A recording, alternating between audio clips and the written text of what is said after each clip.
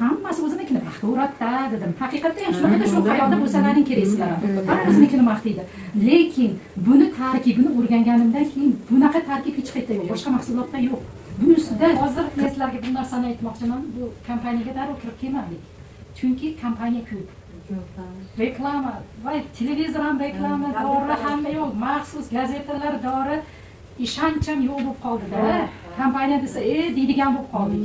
Lekin sog'lig'imiz sababli hani dori ximikatdan yiroq yurishni xohladik-da, tabiiy narsani izladim. 3 oy vaqtimni o'tkazdim-da men ham, lekin solishtirdim mahsulotni. Bu mahsulotni menga tavsiya qilishgan edi.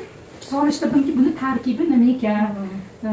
Nima ko'p, hammasi o'zinikini maqtavratda dedim. Haqiqatda ham shunaqa shu hayotda bo'lsalaring keraksizlar. Hamma o'zinikini maqtaydi. Lekin buni tarkibini o'rganganimdan keyin bunaqa tarkib hech qayerda yo'q, boshqa mahsulotda yo'q. Buning ustida 48 ta olim 20 yil ishlagan ekan. Bu hazil gap emas. Olimlar, akademiklar ishlagan. Tabiiy usulda, tabiiyligiga nimaga men ixlos qildim? O'zi 189 xil giyohdan bular yana tushuncha berishaveradi. Men o'zimning fikrimni aytmoqchiman xolos. Qarang, tabiiy narsadan shunday narsalar yaratishdi-da, odamga hech qanaqa ziyoni yo'q, hech qanaqa tabiiyligiga yana ishonch nimadan keldi? Jijiga ham bersa bo'ladi, yangi tug'ilgan chaqaloqqa. 2 qatga ham bersa bo'ladi, emzikliga ham bersa bo'ladi, qariga ham, yoshga ham hammaga bersa bo'ladi. Agar ahamiyat bersalaring, qaysi dori bo'lsa yozib qo'yilgan, 3 yoshgacha mumkin emas degan joyi bor. Значит, buni tarkibida qandaydir ximikat bor. Shunisiga ahamiyat berdim-da.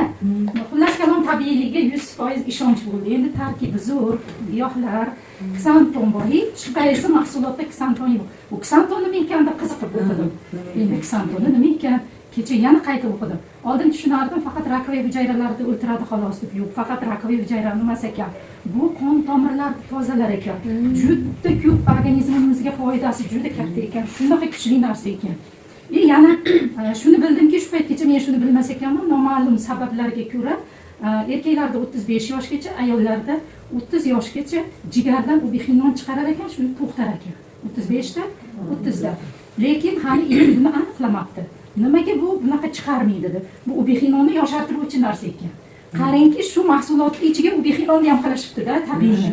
Koenzim un degani shu yoshartiruvchi narsa ekan. Endi yoshartiruvchi narsani men oldindan nima eshitganman, faqat sintetik yo'lda Amerika olimlari birinchi chiqargan ekan, ammo u nima yeyishga, ichishga, iste'molga mumkin emas ekan. Kosmetik ishlatilar ekan. Keyin dengiz mahsulotlaridan olingan ekan, u juda og'ir narsa hisoblanar ekan. Endi bu haqiqiy, judayam nima tabiiy, tez organizmga singuvchi narsa ekan. Bunga yana ishonch hosil qildimmi? Keyin qarang, televizorda har kun reklama bo'lyapti. Jenshen, qizil jenshen. Buni tarkibida buni 4 xili bor ekan. Jenshenda 4 xili bor ekan. Jenshenda 4 xili bor ekan. Keyin o'sha qizilda olishga ishqibozmiz. Qizilda shuncha maqtayapti. Buning ichida 4 xili bor.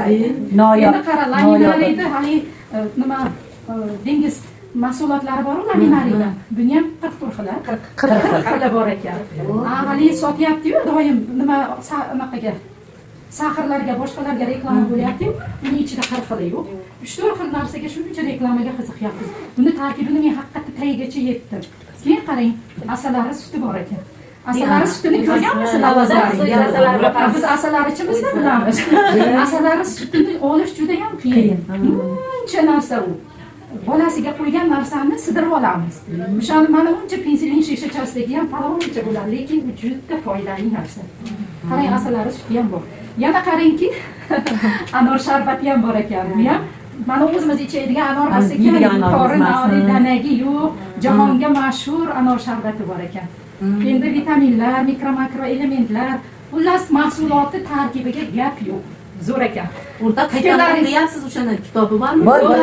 Internetlardan kirib o'qiyapti-da. Qiziqqan odam menga o'xshagan bir boshdan ko'lab o'qiydi-da, tagiga keyin.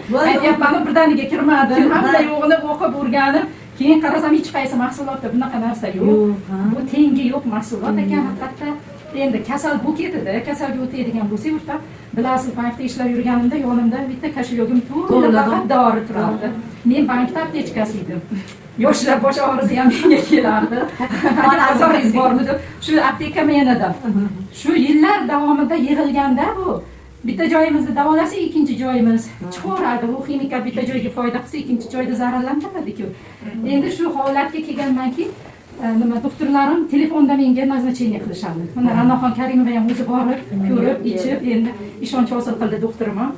Siz to'g'ri yo'lda ekansiz, to'g'ri yo'lda tanladingiz deb, o'zimni vrachim shunday dedi, men xursandman. Dorilarni tashladim. Yana bitta narsa Tashmida Amerika sentrda uchirib turardim. Har 6 oyda borib назначение olib kelardim. Ukol dorilar, yana bitta jiddiyroq kasal. Bu tufagimda muammo bor edi. Bilasizlar, Qiziltepa rosa yaxshi. Qiziltepaga borib shirin yutardim. Shirin yutib, orqasidan yog' jo'natishardi. U oson protsedura emas endi. Menimcha somsa yeb qo'ysam ham hazm qilolmas edim. Bu hozir ko'z tegmasi. Biroz bitta somsa yeydim. Xullas, hamma kasallar sekin ketyapti. Endi yana bitta asosiy jiddiy muammomiz bor. Unga sabr bilan harakat qilyapmiz. Alloh shifo bersin. Lekin ko'p odamlar bilan bu haqida ham gaplashdim, yaxshi bo'lganlar bilan. Nima demoqchiman, suyak yemirilish bo'yicha. Suyak yemirilish ham davolanadi, xudo xolasa, o'ziga ish bor. Oldin mana sizmi deysiz, meni yetaklab chiqqan edingiz. Birinchi uchrashganimizda yetaklab sudrab chiquvdilar. Mana endi bugun lesnisalardan o'zim sekin chiqyapman. Xudo xolasa zo'r bo'lib ketamiz.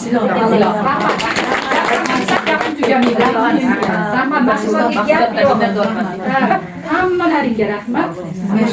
Mana qizlarimiz uy joyini tashlab chetga kelib bizga shunaqa yaxshi narsalarni o'rgatgani uchun, Feruza xonim beminnat bizga doim maslahatchi bo'lganlari uchun hammalaringga rahmat.